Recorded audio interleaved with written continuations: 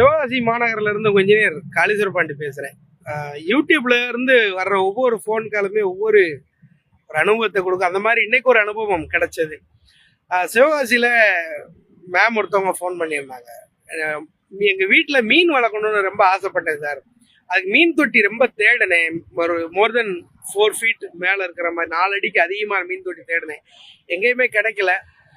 நம்ம ஊரெல்லாம் தாண்டி ஒரே ஒரு இடத்துல மட்டும் கிடைச்சது. நான் ஆசையாக வாங்கிட்டு வந்துட்டேன். ஆனால் இப்போ என்னன்னா, அந்த தொட்டியில் தண்ணி ஊற்றுறான்னு பார்க்கும்போது ஆல்ரெடி சிமெண்ட் எல்லாம் உறிஞ்சி வர்ற மாதிரி தெரியுது. லீக்கேஜ் பிரச்சனை இருக்கிற மாதிரி தெரியுது. எனக்கு மீன் வளர்க்கணும்னு ஆசை. இந்த தொட்டியை ரீயூஸ் பண்ணணும்னு ஆசை. ஏதாவது ஒரு ஹெல்ப் பண்ணுங்க சார் அப்படிங்கிற மாதிரி வர சொல்லியிருந்தாங்க. சைட் விசிட் பண்ணோம். பார்க்கும்போது தான் அங்கே என்ன தெரிஞ்சது அப்படின்னா, டிரான்ஸ்போர்ட்டேஷன் பண்ணும்போது சின்ன சின்ன கிராக் எல்லாம் வரும் நமக்கு. ஏன்னா மேனுஃபேக்சரிங் பண்ணும்போது என்னதான் ஒரு அழகா ஒரு தொட்டியை மேக் பண்ணாலும் அந்த மாதிரியான மெட்டீரியலை நம்ம டிராவல் பண்ணி கொண்டு வரும்போது கிராக் வர்றதுக்கான வாய்ப்புகள் இருக்கு. ஸோ அதை பார்த்துட்டு மொத்தம் 3 ஐடியா மேடத்திட்ட நான் எடுத்து சொன்னேன்.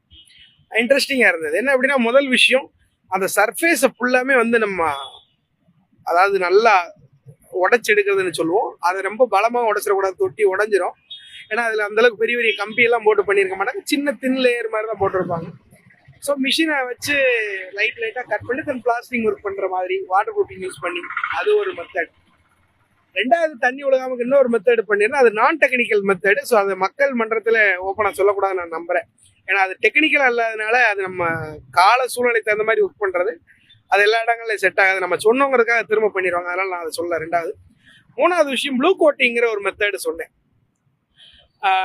நம்ம வாட்டர் டேங்க்லலாம் லீக்கேஜ் இருக்கக்கூடாதுங்கிறதுக்காக ப்ளூ கோட்டிங்கிற ஒரு பெயிண்டிங் மெட்டீரியல் நம்ம பயன்படுத்துவோம். அதில் பார்த்தீங்கன்னா அந்த ஷீட்டு அந்த பெயிண்டிங் கொஞ்சம் அந்த எலாஸ்டிக் தன்மை அதிகமாக இருக்கிற மாதிரி தெரியும், இந்த பிளாஸ்டிக் மாதிரி. ஸோ அந்த மாதிரி இருக்கும்போது லீக்கேஜை கொஞ்சம் அரெஸ்ட் பண்ணலாம். ஸோ அதை அவங்களுக்கு ஜட்ஜஸ் பண்ணியிருக்கேன். அப்போ அவங்களோட கேள்வி பாசம் பிடிக்குமான்னு கேட்டாங்க. ஏன்னா மீனுக்கு பாசம் பிடிக்கணும் அப்படின்னு சொல்லிட்டு அந்த ப்ளூ கோட்டிங்கில் பாசமெல்லாம் பிடிக்கிறதுக்கு வாய்ப்பு ரொம்ப ரொம்ப கம்மி. 90% பாசமே பிடிக்காது. அதுக்கு நான் அவங்களுக்கு என்ன ஒரு ஐடியா சொல்லியிருக்கேன் அப்படின்னா, கூழாங்கல் இருக்கு இல்லையா, கூழாங்கல்ல நிறைய வாங்கி தண்ணியில் டெபாசிட் பண்ண சொல்லியிருக்கேன். அந்த தண்ணியை நம்ம மாற்றாமல் இருக்கும்போது ஆல்ரெடி அதில் அந்த பாசம் கிரியேட் ஆகி அந்த மீன் தொட்டியோட பிரச்சனை சரியாயிடும். எத்தனையோ ஒரு தொழில் அலுவலகங்கள், வீடு, பழைய வீடு, கட்டக்கொத்து வீடு நிறைய பார்த்தவங்க இன்ஜினியருக்கு இந்த மீன் தொட்டியும் ஒரு சிறந்த அனுபவமாக இருந்துச்சு. நீங்களும் அந்த மாதிரி விஷயத்த கேள்விப்பட்டிருக்க மாட்டீங்கன்னு நம்புறேன். உங்களுக்கு புதுமையானதாக இருந்தால் அந்த வீடியோக்கு ஒரு லைக் போட்டு இந்த போஸ்ட்டை ரீபோஸ்ட் பண்ணுங்க. நன்றி.